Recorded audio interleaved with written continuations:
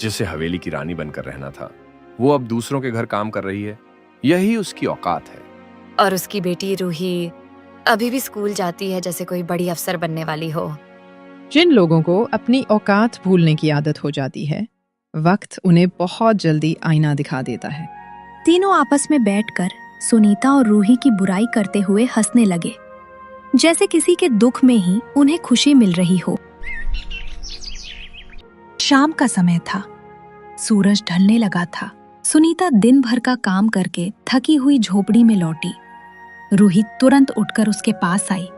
माँ, आप रोज इतनी मेहनत करती हो, आपको देखकर अच्छा नहीं लगता। मैं सोच रही थी अब से मैं भी आपकी मदद करूंगी। तू मेरी मदद करेगी? लेकिन कैसे रूही?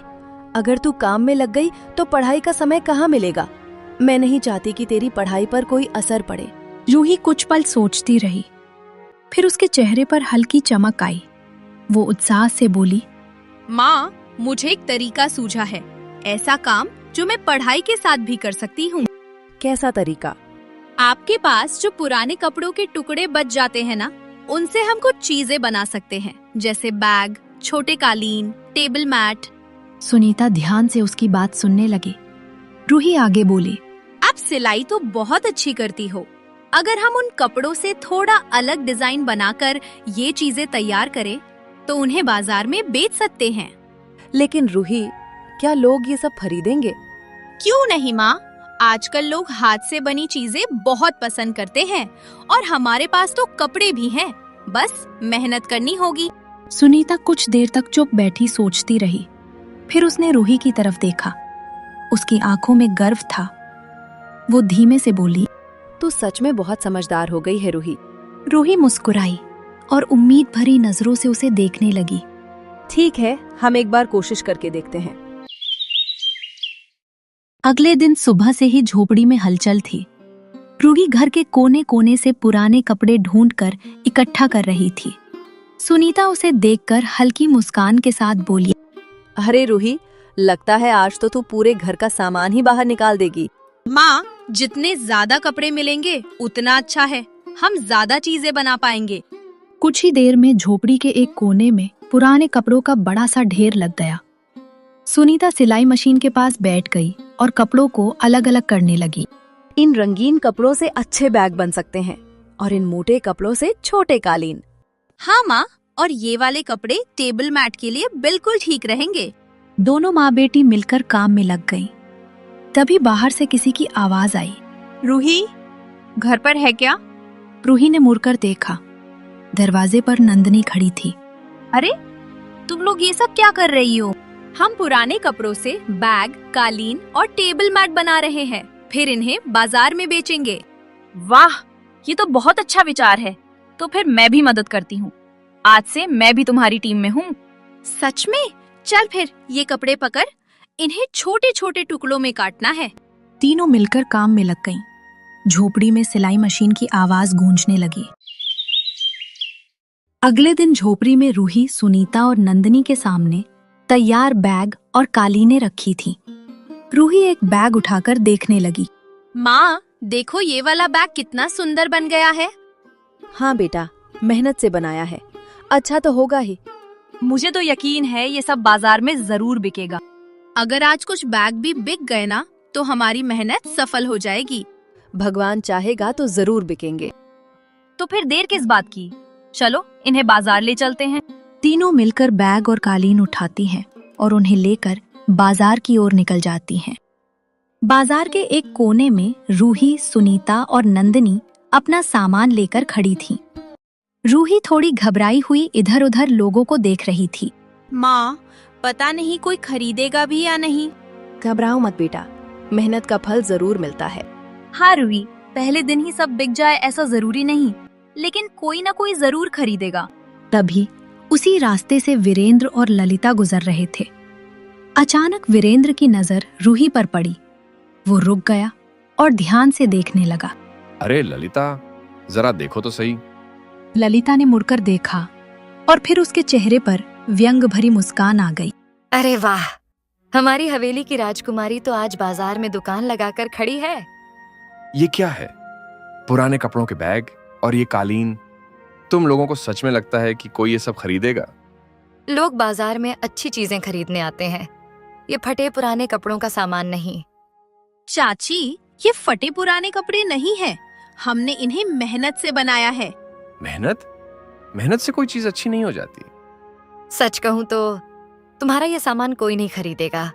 पूरा दिन यहीं खड़ी रहोगी और शाम को सब वापस लेकर जाओगी। इतना कहकर दोनों जोर से हंसने लगे। देख लीजिए चाचा, एक दिन यही सामान हमारी मेहनत की पहचान बनेगा। वीरेंद्र और ललिता ने उपहास भरी नजर से उन्हें देखा और हंसते हुए वहां से आगे बढ़ गए। कुछ ही देर बाद रूही, सुनीता और नंदिनी चुपचाप वहीं खड़ी थीं। आसपास लोग आ जा रहे थे, लेकिन कोई उनके सामान की तरफ खास ध्यान नहीं दे रहा था। रूही, इतने लोग जा रहे हैं लेकिन कोई रुक भी नहीं रहा। मुझे डर लग रहा है, अगर आज कुछ भी नहीं बिका तो। डर तो मुझे भी लग रहा है नंदिनी, लेकिन अगर हम कोशिश ही नहीं करेंगे तो हमें कभी पता भी नहीं चलेगा कि हम क्या कर सकते हैं। मुझे विश्वास है कोई ना कोई जरूर रुकेगा। मेहनत कभी बेकार नहीं जाती बेटा, थोड़ा धैर्य रखो। तभी वहां से एक सुसज्जित औरत गुजर रही थी। उसकी नजर अचानक उनके बैगों पर पड़ी और वो रुक गई। वो झुककर एक बैग उठाती है और ध्यान से देखने लगती है। ये बैग किसने बनाया है? जी, हमने बनाया है। सच बताऊं, बाजार में तो हर जगह एक जैसे बैग मिलते हैं, लेकिन ये अलग है। इतने साधारण कपड़ों से इतना सुंदर और मजबूत बैग बनाना ये आसान काम नहीं है। रूही की आंखों में उम्मीद चमकने लगी। मुझे ये बैग दे दो, और वो नीला वाला भी। मुझे लगता है मेरी बेटी को भी ये बहुत पसंद आएगा। आप सच में खरीदना चाहती हैं? क्यों? तुम्हें लगता है मैं मजाक कर रही हूँ? तीनों हल्का सा हंस देती है। रूही जल्दी से दोनों बैग उसे दे देती है। ऐसे ही मेहनत करते रहो, एक दिन लोग तुम्हें पहचानेंगे। कुछ ही दिनों में सब कुछ बदलने लगा। रूही के बनाए कपड़ों के बैग और छोटी छोटी कालीनों की चर्चा धीरे धीरे पूरे गांव में फैलने लगी। अब हाल ये था कि दूर दूर के लोग भी उसके सामान को देखने और खरीदने आने लगे थे। बाजार में रूही के सामने अक्सर भीड़ सी लग जाती थी। रूही, कुछ दिन पहले तक हमें समझ नहीं आ रहा था कि आगे क्या करेंगे, और आज देखो लोग खुद चलकर तुम्हारा सामान खरीदने आ रहे हैं। माँ, ये सब हमारी मेहनत है और आपकी हिम्मत भी। अगर उस दिन आपने मेरा साथ ना दिया होता तो शायद मैं ये सब करने की सोच भी नहीं पाती। दोपहर का समय था। बाजार में हलचल थी। जहां रूही अपना सामान बेचती थी, उसी के पास वीरेंद्र की प्लास्टिक बैग की दुकान भी थी। पहले वहां काफी भीड़ रहती थी, लेकिन अब दुकान लगभग खाली पड़ी थी। दुकान पर खड़ा नौकर रमेश ये सब देख रहा था। चलो जल्दी पहले रूही के पास चलते हैं। उसके कपड़ों के बैग बहुत अच्छे होते हैं, मजबूत भी और दिखने में भी सुंदर। हाँ, और सबसे अच्छी बात यह है कि वो पुराने कपड़ों से इतने काम की चीजें बना देती है। प्लास्टिक के बैग से तो कहीं अच्छे हैं। रमेश ने ये देखा तो वो परेशान हो गया। शाम होते ही वो जल्दी जल्दी हवेली पहुंचा, जहां वीरेंद्र बैठा हुआ था। मालिक, मुझे आपसे जरूरी बात करनी है। क्या हुआ? ऐसे क्यों घबरा रहे हो? मालिक, पिछले कुछ दिनों से दुकान पर बहुत कम लोग आ रहे हैं। ज्यादातर ग्राहक तो सामने वाली लड़की रूही, उसी से बैग खरीद रहे हैं। क्या कहा तुमने? जी मालिक, लोग कह रहे थे कि उसके कपड़ों के बैग ज्यादा मजबूत हैं और दिखने में भी अच्छे हैं, इसलिए सब उसी के पास जा रहे हैं। वीरेंद्र का चेहरा गुस्से से लाल हो गया। वो अचानक खड़ा हो गया। उस लड़की की इतनी हिम्मत, जिसे मैंने घर से निकाल दिया था, वही अब मेरे ही सामने दुकान लगाकर मेरा नुकसान कर रही है। रमेश चुप खड़ा रहा। वीरेंद्र की आंखों में अब गुस्सा और जलन साफ दिखाई दे रही थी। अब मुझे समझ आया उस दिन बाजार में इतनी भीड़ क्यों थी। लगता है अब मुझे रूही को उसकी औकात याद दिलानी पड़ेगी। अगले दिन बाजार में भीड़ थी। रूही की दुकान पर लोग बैग देख रहे थे। वीरेंद्र गुस्से में उनकी दुकान की ओर बढ़ता हुआ आ गया। वाह, तो ये है तुम्हारी बड़ी दुकान। उस दिन भी कहा था ना मैंने, 2-4 पुराने कपड़ों के बैग बेचकर खुद को बहुत बड़ा व्यापारी मत समझने लगना। भैया, हम बस अपना गुजारा करने की कोशिश कर रहे हैं, किसी का नुकसान करने का हमारा इरादा नहीं है। गुजारा? मेरे सामने दुकान लगाकर मेरा ही धंधा चौपट कर रही हो और कह रही हो गुजारा कर रही हो। हम कोई गलत काम नहीं कर रहे हैं चाचा, बस मेहनत से अपना जीवन चलाने की कोशिश कर रहे हैं।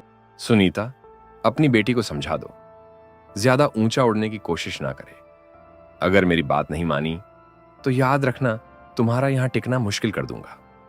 वीरेंद्र जी, लड़की सही कह रही है, वो मेहनत से काम कर रही है, उसे क्यों रोक रहे हैं? और सच कहें तो उसके बैग सच में अच्छे हैं, इसीलिए लोग खरीद रहे हैं। ठीक है, तुम सबको इसका साथ देना है ना, दे लो, लेकिन याद रखना इस बाजार में ज्यादा दिन तक इसकी दुकान नहीं चलेगी। फिर वीरेंद्र गुस्से में मुड़ा और तेज कदमों से वहां से चला गया। कुछ महीने बीत गए। एक शाम हवेली में सन्नाटा था। आज फिर दुकान जल्दी बंद करके आ गए। क्या आज भी कोई ग्राहक नहीं आया? अब ग्राहक आए भी क्यों, लोग प्लास्टिक के बैग छोड़कर कपड़ों के बैग खरीद रहे हैं। शायद ये सब हमारी ही गलती का नतीजा है। वीरेंद्र और ललिता दोनों उनकी ओर देखने लगे। अब इन बातों से क्या फायदा माँ जी? फायदा तो कुछ नहीं, लेकिन सच्चाई तो यही है। घमंड में आकर हमने एक मेहनती लड़की के साथ बहुत गलत किया। उधर बाजार में रूही की दुकान के सामने काफी भीड़ थी। रूही बेटा, आज तो सुबह से ही इतनी भीड़ है, लगता है सारे बैग जल्दी खत्म हो जाएंगे। माँ, चिंता मत कीजिए, अंदर और भी तैयार हैं। सच कहूँ रूही, तुम्हारे बैग बहुत मजबूत हैं। पिछले महीने जो लिया था अभी तक बिल्कुल नया जैसा है। अब तो लोग दूर दूर से तुम्हारी दुकान ढूंढते हुए आते हैं। तुम्हारा काम पूरे इलाके में मशहूर हो गया है। एक समय था जब हमारे पास कुछ भी नहीं था, और आज भगवान ने सब कुछ दे दिया।